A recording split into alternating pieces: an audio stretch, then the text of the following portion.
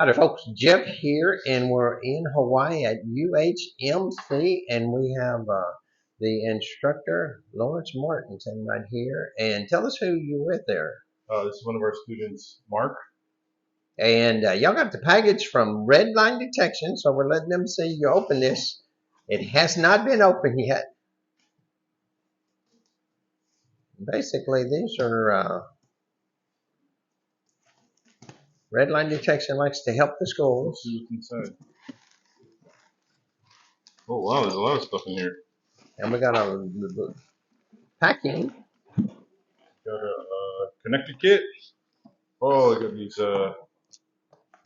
intake. Easy intake. Ladders. Yeah. Oh, So these are really helpful. Those are pass through.